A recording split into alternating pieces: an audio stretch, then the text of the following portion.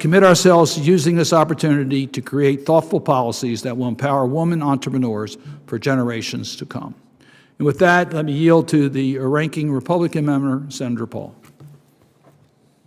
Thank you, Mr. Chairman. The chairman makes a great point that women are doing very well and in small business across America, and I think in every way have shown themselves to be the equal of men, if not often the superior to men. But it's also, I think, inadvertently an argument for why we don't need special set-asides, for women. I think they can compete on their own 2 feet just with men. When I took over as ranking member of this committee, I believed that our charge would be to create an environment in which all small businesses can flourish. Instead, our work here, though, is focused almost exclusively on which side of the scale the heavy hand of government should place its thumb. While some businesses may have just been too large to qualify as small businesses and were ineligible for the Paycheck Protection Plan, the Biden administration has continued to violate the law to pay back with taxpayer dollars their political ally, Planned Parenthood. Then came the Restaurant Revitalization Fund, whose race and gender preferences were struck down by the Sixth Circuit for violating the 14th Amendment's guarantee of equal protection under the law. It's simply galling that after Democrat governors shut restaurants down, shut the economy down, that Congress would insist that before owners receive assistance, they are first asked whether they are a man or a woman, black or white, Pakistani or Iraqi, and that the answers to these questions determine whether you go to the front of the line or the back of the line. Which brings us to today's attempts by the Biden administration to favor one set of races and genders over others. Rather, we should embrace the words written by Justice John Marshall Harlan in his dissenting opinion in Plessy versus Ferguson. He said, "Our Constitution is colorblind and neither knows nor tolerates classes among its citizens." The free enterprise system is consistent with those words. Free enterprise empowers those who innovate, who take risks, who work hard, including women. In other words, free enterprise is the great equalizer. The facts demonstrate that women entrepreneurs do not need government handouts.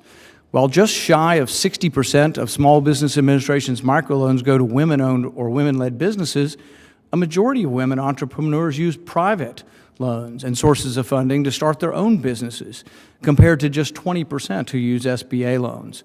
Moreover, women-owned businesses have a nearly 70% success rate with crowdfunding, outstripping male-owned businesses by nearly 10%.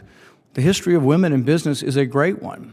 Private tech companies led by women achieve a 35% higher return on investment than similar companies led by men. Look around. Women are succeeding like never before. Whether it be in academics or business, women have proven themselves to be the equals of men. Frankly, it is insulting to think that women need affirmative action. A century of economic history demonstrates beyond a doubt that the best way to promote economic growth and upward mobility for all is to adhere to free market principles. Those are the policies that should be on the agenda today, but they're not.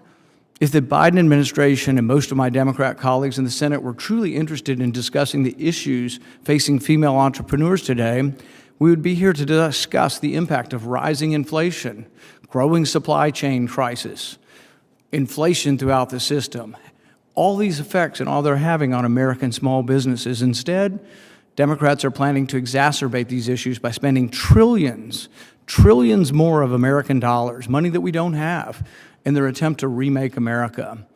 At a time when 86% of small businesses today say they're concerned about inflation, and 74% say inflation hurt their businesses, the Congress is now, led by the Democrats, doubling down on failed big government socialist policies in precisely the wrong prescription, making it harder on small business.